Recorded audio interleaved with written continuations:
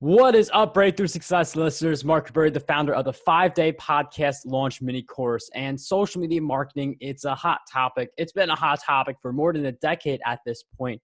But a lot of the talk around social media is how do I get more followers? How do I get more likes, shares, comments? And these things are good because you have an engaged community. They help you with the algorithm. But how do we get more than those things? How do we actually get clients, customers, book sales from our social media marketing?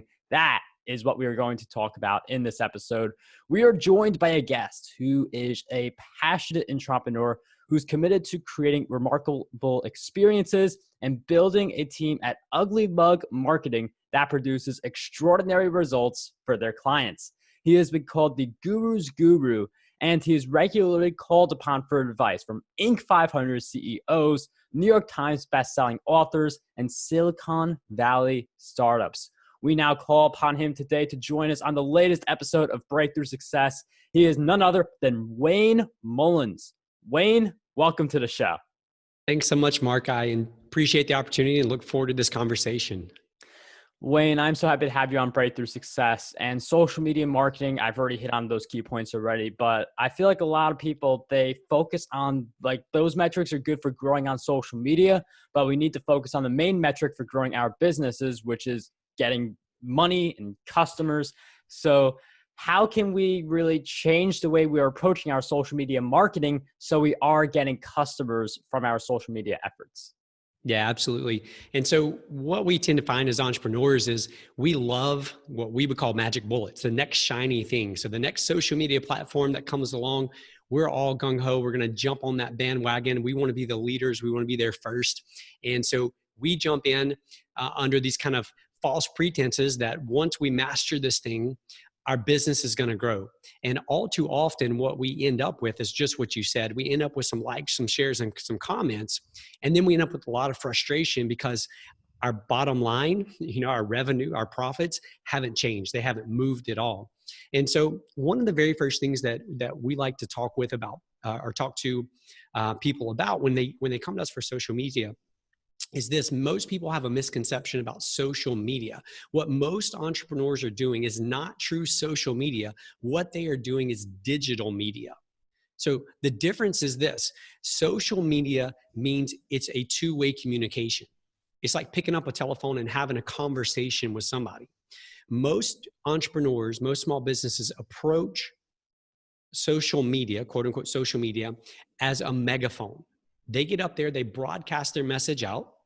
And then in the event someone does like, someone does share, someone does comment, they do nothing. There's no engagement back. So challenge number one for us, myself included, and entrepreneurs listening is that we need to shift our mentality that it's not just another platform for us to get up and broadcast our message to the world. Yes, we can do that on there. But if we are to stand out, and if we do want to create those engaged audiences like you're talking about, we have to treat it as a social platform, right? We have to have the dialogue back and forth. And I love that approach because I do see it. A lot of people, they just have the megaphone approach where it's more about let me get my message out. And then, if you listen to my message, great. And just listen to my next one. And you don't want to have that megaphone type of setup. Now, I do love the interacting with people. That's why I do all these podcasts, because this kind of interaction is incredible that you get with one of these. But with the social media, I feel like some people can think like, oh, like they're interacting with like everyone who comments or everyone who likes and stuff like that. How do you then turn people like that into customers? Because you could also fall into a loop where you're talking to so many people that you're not able to build your products, expand your services, and other things for your business. Yeah, absolutely. So to answer that question, I'm kind of going to go back a little bit. And that is with this, that when we engage with an audience today on social media, we as entrepreneurs, as business owners, are in the minority. So by differentiating ourselves, in other words, by having those interactions, we're doing something very powerful, and that's building a community. And that's exactly what you were just talking about. And why you're so successful at what you do, it's because you build communities around shared passions, around shared interest. And by doing that, you stand out from the competition. You elevate yourself from everyone else. So step one is when we embrace that mentality that we are going to build a community around shared passions, around shared topics, or around the benefits that our product or service is going to bring into the lives of the people that we serve. That is where our mentality shifts. Now, the next part is how do we take these things on social media and how do we actually parlay that, like you were asking, into dollars and cents?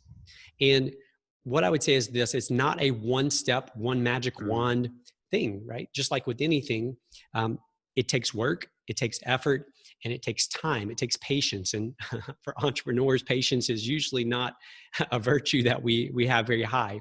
But what I would say is this: we embrace this formula or this process called the natural progression. And it's simply this, that if you think of like an old analog clock, so on the top of the clock, you have the 12 o'clock. Over on the side, you've got 3 o'clock, then you have 6 o'clock, and then you have 9 o'clock, right? And so that's the clock. At the 12 o'clock spot, we have out there what we would call strangers. So those are everybody out in the world, everybody out there in social media land that we believe may be a good fit for our product or service. Now at 3 o'clock, we have what we would call friends. So those are people who know about us and they like us, whether that's figuratively or just kind of metaphorically like us. They like us. And then the next step is at 6 o'clock, we have customers, right? So that's when they pull out their wallet and give us money. And the key component to move somebody from a friend to a customer is trust. And so when we embrace kind of that methodology or that natural process that automatically happens, anytime someone makes a buying decision, that's the process that they go through. Sometimes it's very quick. So if it's a commodity type product or service, that process happens very quickly. The more expensive the product, sometimes more slowly that happens. And so what I would say is most people approach social media with the mentality that I'm going to put up one ad, one campaign, and it's going to solve all of these problems, right? And instead, where we challenge people is we challenge people to think, okay, what's the one thing that I can post that's going to get people to know about me and then get them to like me, right? So we're moving incrementally. Then the next question is, what are some posts that I can make? What are some campaigns that I can run to build that trust? And here's the interesting thing in today's society, today's culture, is that people would rather trust a stranger that they've never met than to trust you as the business owner, as the business broadcasting that message, right? They're skeptical of us because obviously we're biased. We believe in our product. We believe in our service. So we're biased in that way. And so when we use social proof, when we use testimonials, when we use references, when we highlight and showcase other people's stories, it goes much further in terms of building trust in us and our product and service than for us to stand up all day long and tout, we've been in business for 30 years. We have 100 years combined experience, whatever those things may be. So those are kind of the foundation pieces of how do you actually go from just getting likes, shares, and comments to getting the cash register to ring, right? And I mean, Wayne does bring up patience. I know that's the word that you don't want to hear, but it's certainly part of it. Now, one thing I want to talk about two things. First, we'll start with the patience, and the patience being, what advice would you have for someone who's been really grinding at this for 2 years? Because I get the patience factor, but sometimes you're just following the wrong model and like to not see any results in 2 years or whatever it may be. So I'm wondering, what's that thin line between like being patient, trusting the process, and, oh, I'm just not following the right process here. That's why I haven't seen results so long. Mm-hmm.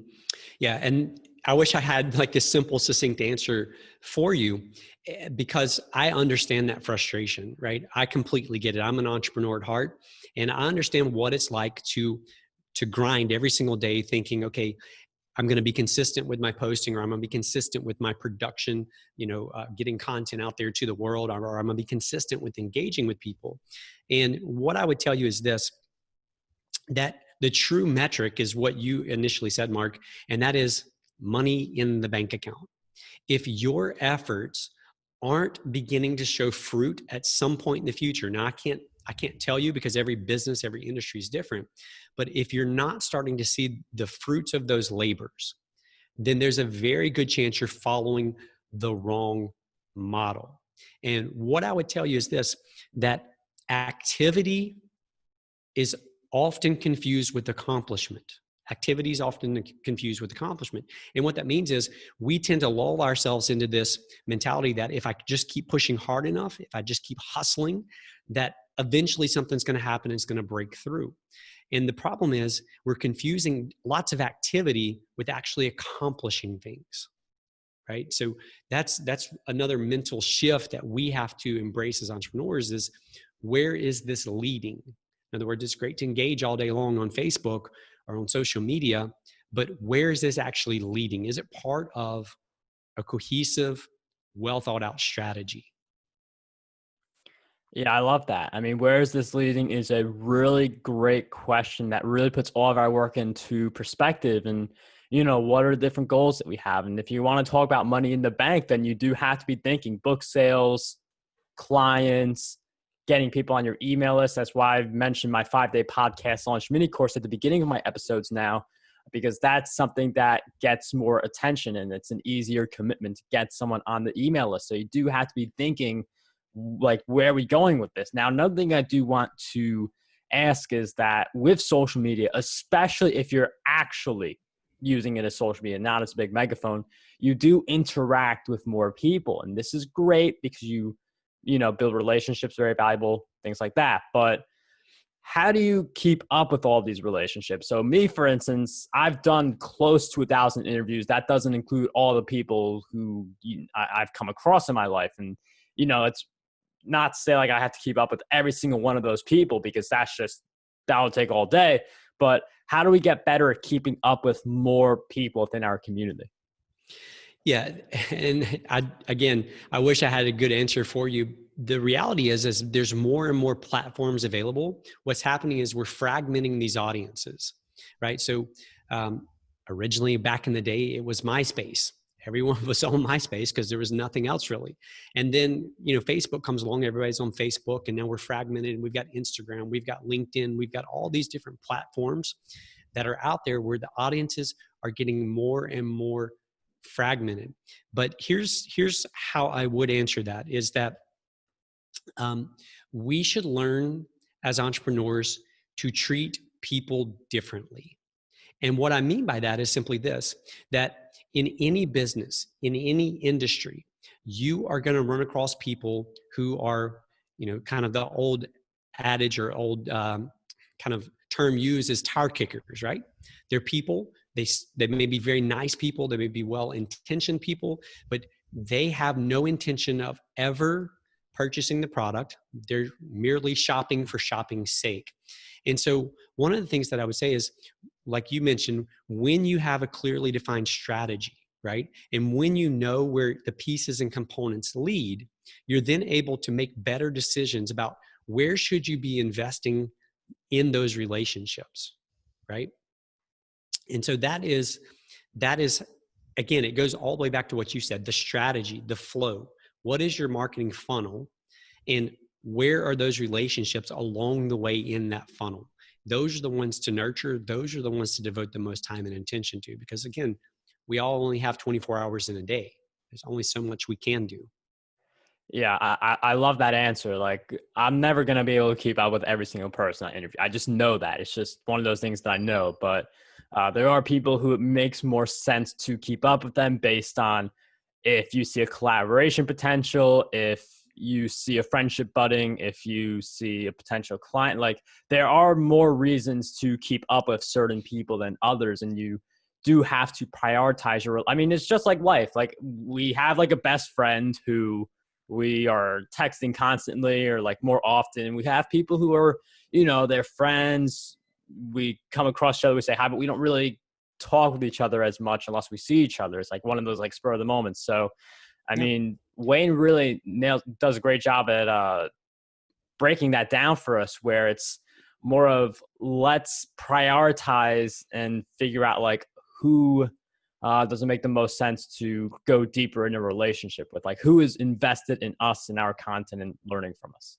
Absolutely. And just to kind of add on to that, and this will be controversial, I'll admit it, Go for but it. but we at our company, so we have a lot of clients, and we actually internally we rank our clients as an A client, a B client, or a C client.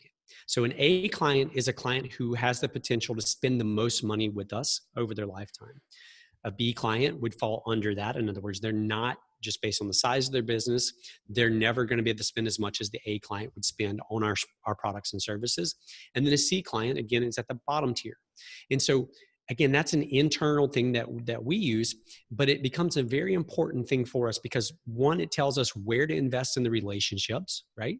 It also helps us prioritize. So if we have an A client and a C client who both want to meet tomorrow at 1 o'clock, which is going to get precedent, which is going to get priority. Now, again, I realize that can seem somewhat controversial, like you shouldn't treat people that way. It's not all about money. But at the end of the day, a business's job is to generate profit for the company. That is the sole function of a for-profit business, is to make a profit. And so when you step back and you approach it from that mentality, you have to, as your business grows, you're going to have to prioritize even the clients who hand you money. You're going to have to make decisions over who gets time, who gets attention, and where that time and attention goes. I mean, I can understand why that sounds controversial because, again, Wayne really hits on a point where you have to learn, like, as an entrepreneur, as a business, you have to treat people differently based on how much they're willing to invest in you. But I know for me personally, for a coaching client, if they email me, I'm responding within like an hour. But there are some other emails that just because of the size of my inbox, it takes me 2 weeks to get back to. But regardless of what it looks like, I will make it a point to get back to coaching clients. And that's pretty much what Wayne is saying. Like, you really want to, and when you have that many clients, then you got to figure out who's your A client, who's your B client, who's your C client, because it really dictates like which relationships you build up the most. And that has a big impact on your business's revenue. Right. Yeah. No, absolutely. And I want to jump all the way back to your original question about more than likes, shares, and comments, if you don't mind for just a second. Definitely. One of the things that we often say is like, shares, and comments don't put money in your bank account, right? And so when we approach specifically, I'm gonna pick on Facebook here for a second. Facebook is brilliant at one thing, and that one thing is making you as an advertiser on Facebook feel like you're getting results.